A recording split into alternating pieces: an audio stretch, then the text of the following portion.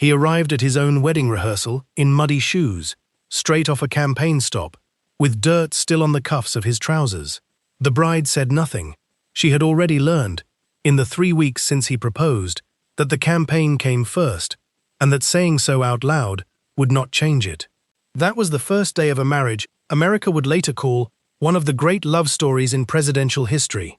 58 years, 4 children, a cancer diagnosis survived in public, an addiction survived mostly in private, and an ending so gentle that when he died in 2006, the country wept for both of them as a single grieving unit.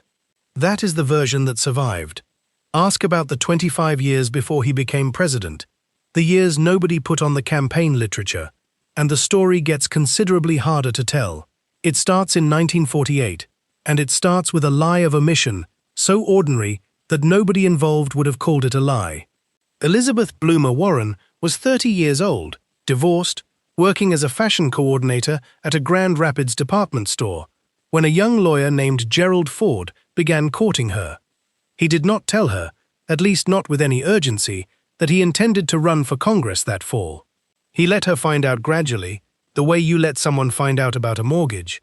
By the time she understood what she was actually marrying, the invitations were close to being printed. Here is the part that rarely makes it into the retrospectives. Betty had already tried a conventional marriage once, to a furniture salesman named William Warren, and it had not gone well. Biographers who worked from her own later account describe a household strained by his drinking and prolonged illness, 5 years that taught her early what a marriage looks like when the public version and the private ones stop matching. She got out in 1947. She was 31 when the divorce was finalized, unusual for a Midwestern Episcopalian woman in that decade, and she carried the fact of it quietly for the rest of her life, rarely discussed, never hidden, simply managed. That is worth holding on to, because managing a private wound while presenting a composed face to Grand Rapids was not a skill Gerald Ford taught her. She already had it. He just gave her a much bigger stage to use it on. Before any of that, there was another life entirely, and it is the one she talked about with the most feeling once she finally started talking honestly. She trained as a dancer, seriously, first with a local instructor named Calla Travis, and then, in the summer of 1936, at the Bennington School of Dance in Vermont, where the faculty included Martha Graham. She was accepted into Graham's auxiliary concert group in New York and spent roughly 2 years in Manhattan, studying and performing at a level that had real professional potential. Her mother pulled her home. The official reason was age and propriety, a mother wanting her daughter back from the city before the city decided who she became. Betty went. She taught dance to children with disabilities in Grand Rapids for years afterward. Good work, and real work. But it was not New York, and she never fully stopped mentioning what she had given up. Keep that detail in your pocket, because 40 years later, when she finally wrote her own account of her life without anyone editing it for her, the dance career is the loss she returns to first, before the marriage, before the White House, before the addiction. Not the thing you would expect a former First Lady to grieve hardest, the thing she actually did. There is an earlier wound underneath even that one, and it rarely makes it into any version of her story at all. Betty was 16 in 1934 when her father, William Stevenson Bloomer, died of carbon monoxide poisoning while working underneath a car in the family garage. The death left the household, once comfortably middle class, scrambling. Her mother took work to keep the family afloat, and Betty, the youngest of 3 and the only girl, learned early what it looked like when a family's public composure and its private financial panic had to run on separate tracks at the same time, smiling at church on Sunday, counting money at the kitchen table on Monday. She was managing the gap between the 2 versions of her own life before she was out of high school. By the time Gerald Ford asked her to manage it again, on a much larger stage, she had already had over a decade of practice. And practice is not the same thing as consent. It is worth setting Gerald Ford's own early life next to hers here, because the parallel is closer than either of them likely admitted to themselves at the altar. He was born Leslie Lynch King Jr. in Omaha in 1913. His biological father was, by multiple family accounts collected by later biographers, physically abusive toward his mother, who left the marriage and king within weeks of the birth, an almost unheard-of decision for a woman in 1913. She remarried a paint salesman named Gerald Rudolph Ford, who adopted the boy and gave him the name the country would eventually know. Ford did not learn the full truth about his biological father until he was 17, when the man showed up unannounced at the restaurant where Ford was working and introduced himself. Ford spent the rest of his public life describing his childhood, when he described it at all, in the warm, uncomplicated language of a happy Michigan household with a devoted stepfather, which was true as far as it went, and also a carefully edited version of a much messier beginning. He married a woman who already knew how to file a private wound under a public smile, because he was, in his own way, exactly the same kind of person. Two people fluent in the same skill do not necessarily use it to help each other. Sometimes they simply recognize it in one another and assume, wrongly, that recognition is the same thing as understanding. So look at who walked into the marriage in 1948. A woman who had already sacrificed one serious ambition to family expectation, already survived one difficult marriage quietly, and was now marrying a man who told her, essentially at the altar, that his job would come first, permanently, and that this was simply how it would be. They were married on October 15, 1948, at Grace Episcopal Church in Grand Rapids. Ford was in the middle of the closing weeks of his first congressional campaign and came to the ceremony directly from a campaign stop, which is where the mud came from. He left for another rally almost immediately after the reception. Their honeymoon, a few stolen days, was interrupted so he could attend a University of Michigan football game with campaign donors who needed to be thanked in person. Betty told interviewers decades later that she understood, at the time, that this was simply what the marriage would be. She said it without bitterness, in the tone of someone reciting a fact she had made peace with long ago. That tone is worth noticing, because peace made that early, that fast, is not always peace. Sometimes it is a decision to stop keeping score before the deficit gets too large to look at directly. Now look at what the next 25 years actually contained, because the shorthand version, devoted congressional wife, is doing an enormous amount of work to smooth over what the record shows. Gerald Ford won that first race in November 1948 and represented Michigan's 5th district for the next 25 years, rising through the House Republican leadership until he became minority leader in January 1965. By his own staff's later accounting, at the peak of that leadership job he was on the road something like 200 days a year, crisscrossing the country, giving speeches for other Republican candidates, building the political chits that keep a party leader in power. This was not incidental travel. It was the entire mechanism of his career. A minority leader's currency is favors owed, and favors are earned in other people's districts, at other people's fundraising dinners, shaking other people's constituents' hands, which meant that the better Gerald Ford got at his job, the less of him existed at home. Betty raised 4 children, Michael, John, Stephen, and Susan, largely alone in a modest house in Alexandria, Virginia, on a congressman's salary that did not stretch as far as the family's Washington social obligations required. She did the school runs, the doctor visits, the discipline, the birthday parties, the version of parenting that in a 2-income or 2-present parent household usually gets split, and in hers mostly did not. When reporters later asked her what the hardest part of being a political wife was, she gave an answer she repeated in different forms for the rest of her life: that she had effectively been a single parent inside a marriage, present on paper, absent in practice, and that nobody around her considered this worth remarking on, because it was simply what a congressman's family looked like in that era. Every wife on the block was managing some version of the same arrangement. That normalcy is exactly what let it run for a quarter century without anyone, including Betty herself for a long stretch, naming it as a problem. There is a small, telling detail from those years that biographers keep returning to. Betty kept the household's schedule on a wall calendar in the kitchen, and for long stretches in the 1950s and 1960s, the entries for Gerald's name were more often a city than a plan. Grand Rapids, Cleveland, a fundraiser in Ohio, a speech in Texas. The children learned to read their father's location off that calendar the way other households read the weather.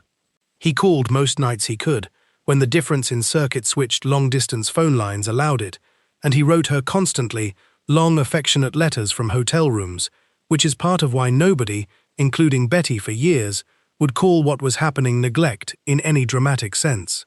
It did not look like abandonment. It looked like ambition, doing exactly what ambition looks like from the outside, respectable, tiring, and slowly, invisibly corrosive to the person left holding the house together. Here is where the pattern starts, and it starts in her neck, literally. In the early 1960s, Betty developed a pinched nerve, likely aggravated by years of carrying children and hauling the physical weight of a household run without regular help. She was prescribed painkillers for it. The prescriptions did what prescriptions for chronic pain in a lonely house tend to do over enough years.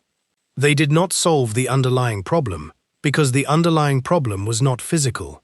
They became a second, quieter relationship, running alongside the marriage, one that asked nothing of her and was always available on the nights the actual husband was in Ohio. By 1965, the isolation had compounded into something more than physical pain. Betty began seeing a psychiatrist, an almost unthinkable admission for a politician's wife of that era to make even privately, let alone later in print. She described those years, in her own words written well after the fact, as some of the emptiest of her life. The children were growing and needing her less by the day. The husband was perpetually elsewhere, building a career that had by then completely absorbed him, and a woman in her mid-40s was left to construct an identity out of whatever hours were not already claimed by somebody else's schedule. Treat the precise emotional language here carefully, because most of what survives comes from a memoir written more than a decade after the fact, filtered through reflection, and frankly, through the marketing considerations of a public figure telling her own story for an American publisher.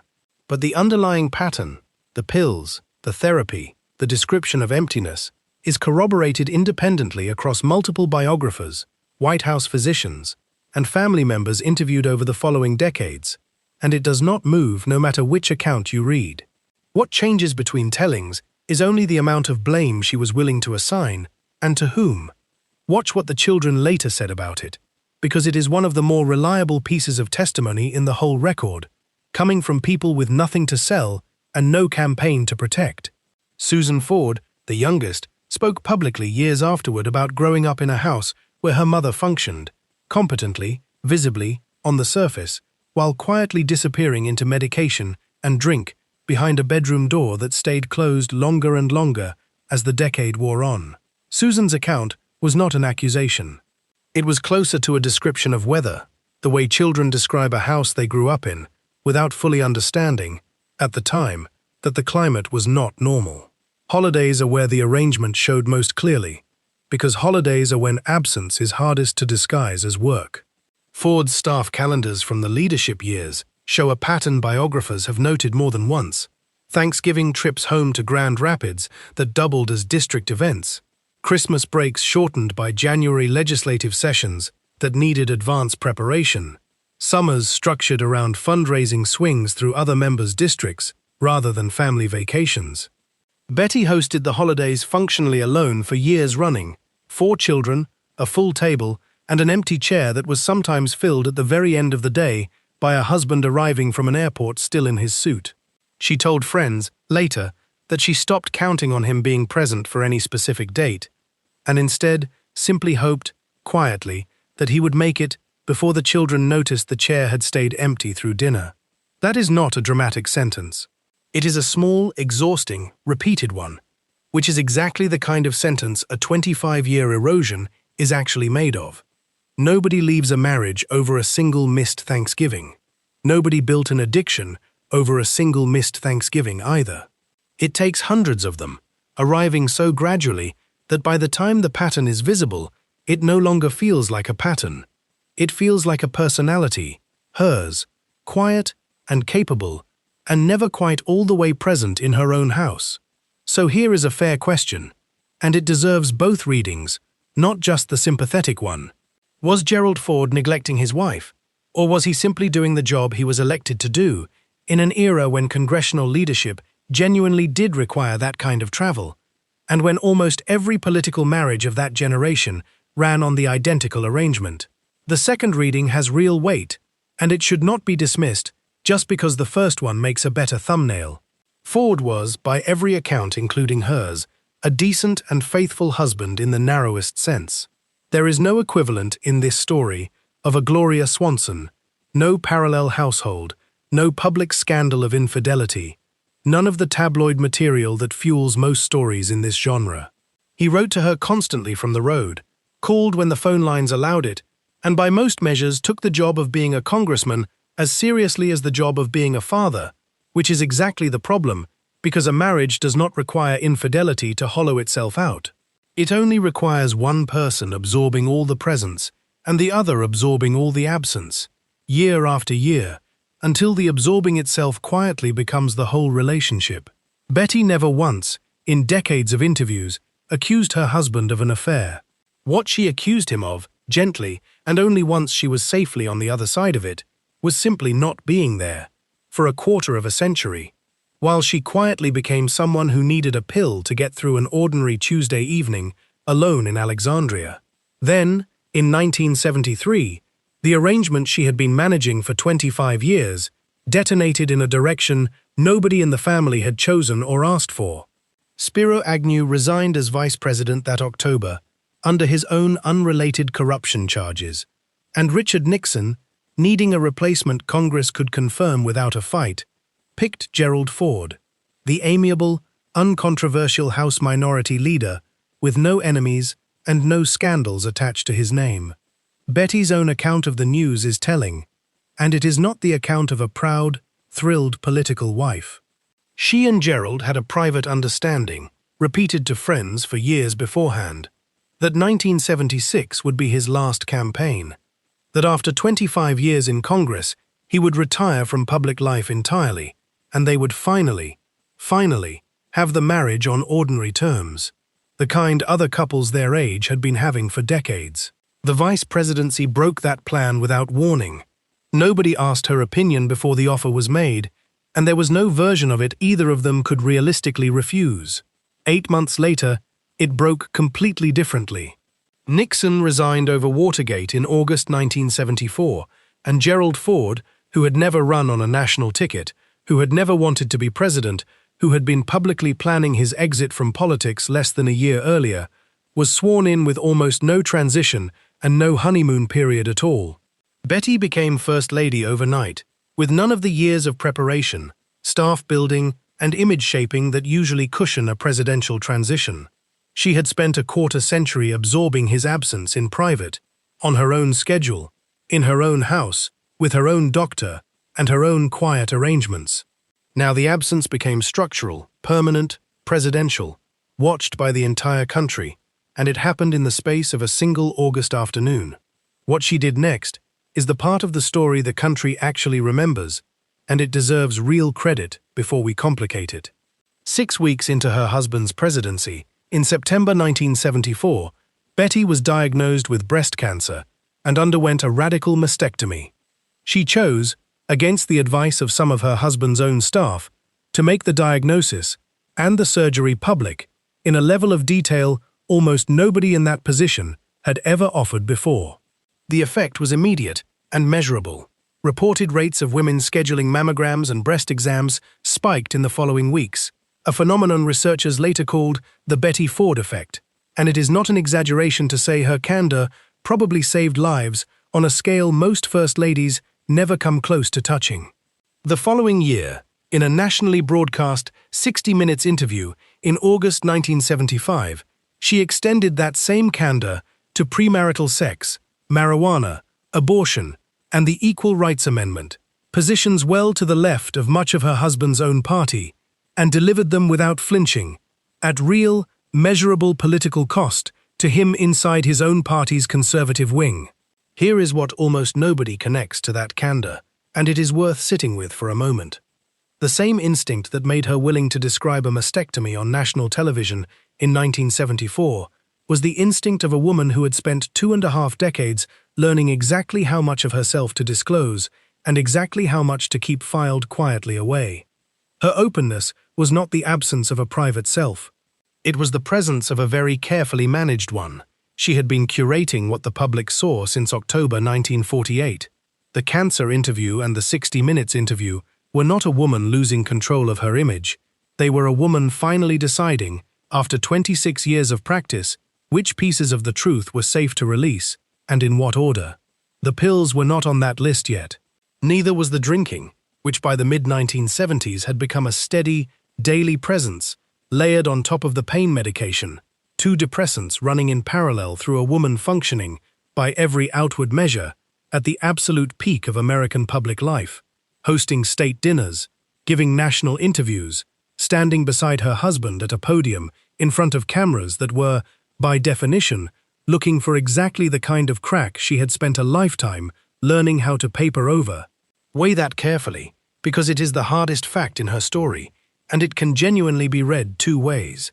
One reading. The White House years were the crisis point, the pressure of sudden, unplanned power finally cracking something that had been holding, more or less, since 1948. The other reading is harder, and the timeline supports it just as well, maybe better. The pinched nerve was the early 1960s. The psychiatrist was 1965.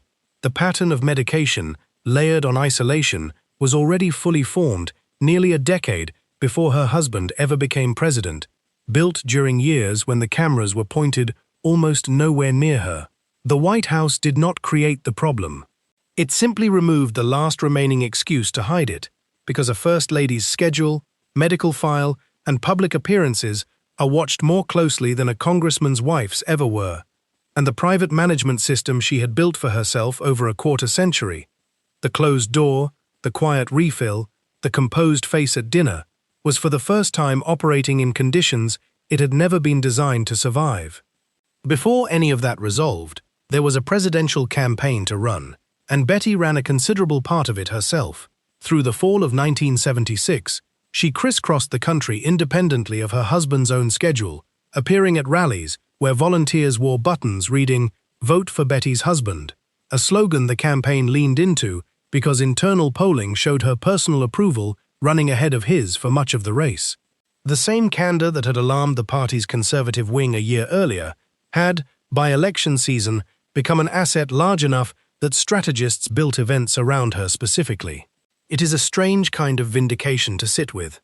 A woman spends 25 years being told her job is to be present but silent, and then, in the space of 18 months, discovers that the moment she started speaking for herself, at real political risk, the country found her more compelling than the man whose career had absorbed her entire adult life. The 60 Minutes interview had cost Gerald Ford real support inside the Republican primary against Ronald Reagan's challenge from the right.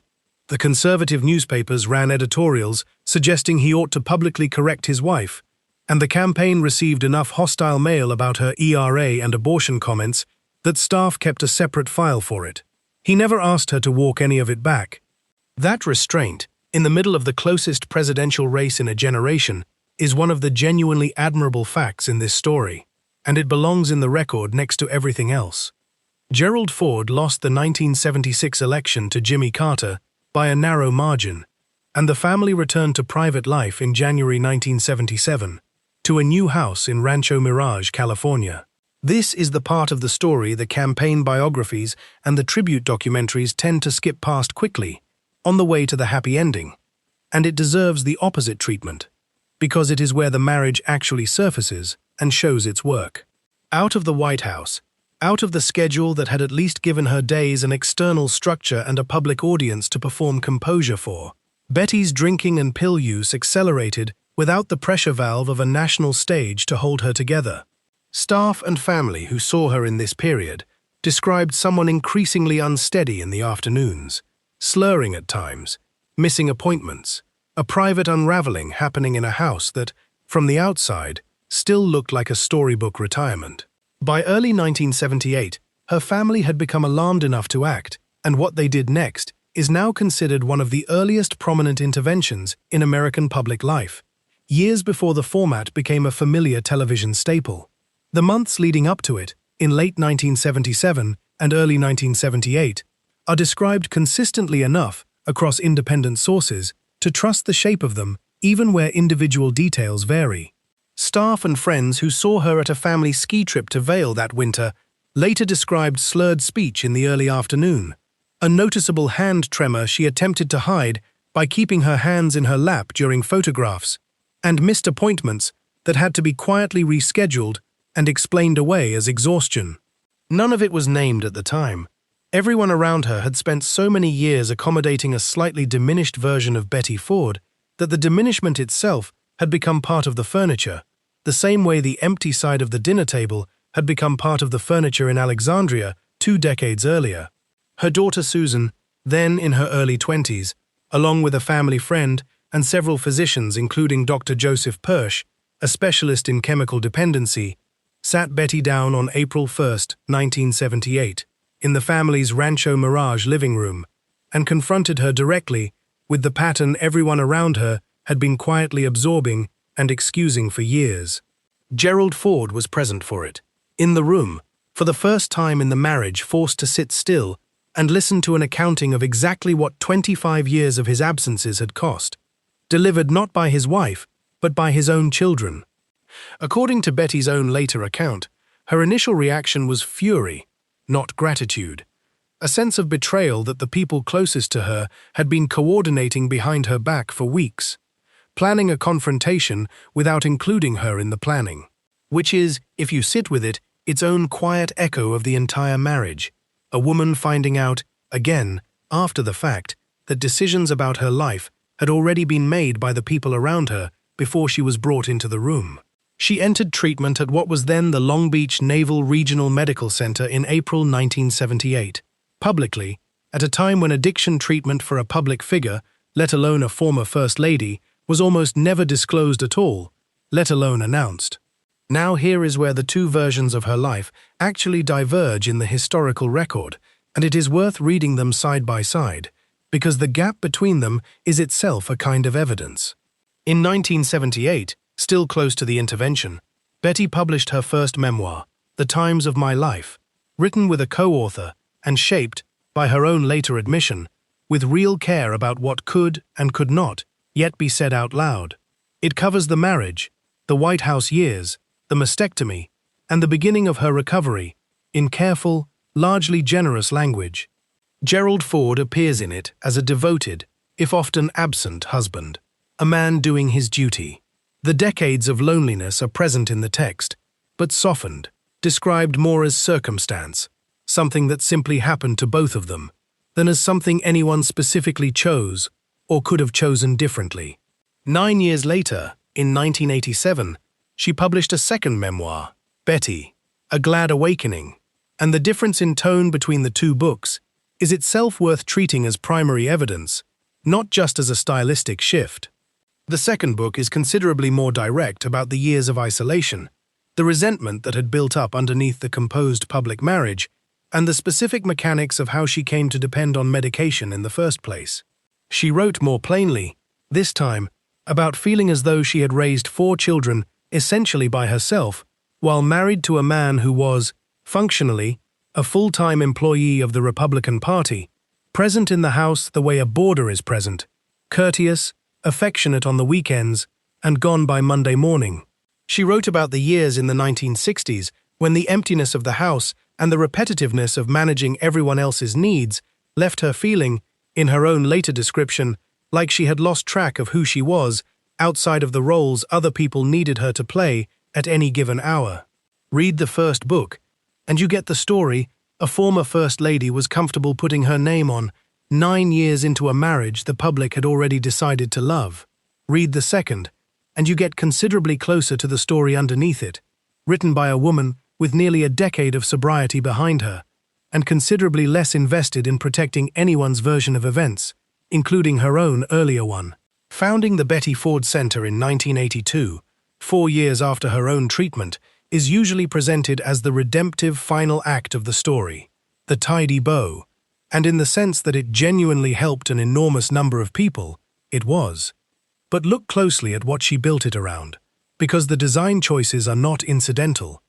The center was explicitly structured to treat women differently than the male-centered addiction programs of the era, built on Betty's own insistence, drawn directly from her sense that the medical establishment had spent 2 decades treating her pain, her anxiety, and eventually her addiction as separate, isolated problems to be separately and quietly medicated, rather than as symptoms of a life that had been structured, for 25 straight years, around somebody else's schedule, and somebody else's. The institution she built was, in a very literal sense, an answer to the marriage.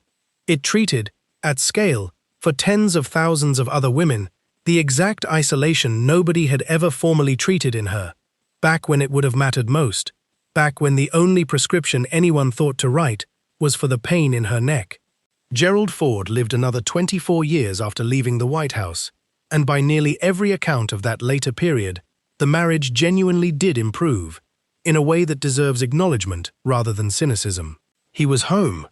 The frantic travel schedule that had defined a quarter century belonged to a career that was now finished, replaced by paid speeches and board memberships that he could, for the first time in their marriage, decline. Friends and family, who knew the couple in their final decades together, described something that finally resembled the ordinary partnership Betty had been promised in October 1948, and had waited nearly 30 years to actually receive. He golfed. She gardened and worked with the center that bore her name. They traveled together, by choice, not by campaign schedule. He died in December 2006, at 93, the longest-lived president in American history to that point. Betty outlived him by almost 5 years, dying in July 2011 at 93 herself, and the eulogies for both of them, at both funerals, reached for the same word almost automatically, without anyone seeming to notice how much weight the word was being asked to carry. Devoted. 58 years, a great American love story. That is not entirely false. It is also not the whole file. Go back to the mud on his shoes at the wedding rehearsal in October 1948. It was not a small detail, and it was not simply a funny footnote to tell at anniversaries. It was the entire marriage, delivered in miniature on day one, before either of them had said a single vow to the other. His obligations would always arrive first, cleaned up or not, and hers would be absorbed, quietly, by whatever time and energy happened to be left over once his were satisfied. For 25 years, she absorbed it into a pinched nerve, into a prescription bottle refilled a little too regularly, into a psychiatrist's office nobody outside the immediate family knew she was visiting on quiet weekday afternoons. When the country finally got a version of the truth, it got the version she chose to release, in precisely the order she chose to release it in. The mastectomy first, because it saved lives and cost her almost nothing personally to admit. Then her opinions on abortion and equal rights and marijuana, because those were arguments she was willing, even eager, to have in public, on her own terms, in front of cameras she controlled. And last of all, and only under direct family pressure she had not asked for and did not welcome in the moment, the pills and the drinking, the one entry in the ledger she had been managing entirely alone since long before her husband ever set foot in the House of Representatives. By the time the center opened its doors in October 1982, on a plot of land donated near the Eisenhower Medical Center in Rancho Mirage, Betty had spent more time raising money and lobbying donors for that single building than she had ever been permitted to spend on any project of her own during the 25 years her husband spent in Congress.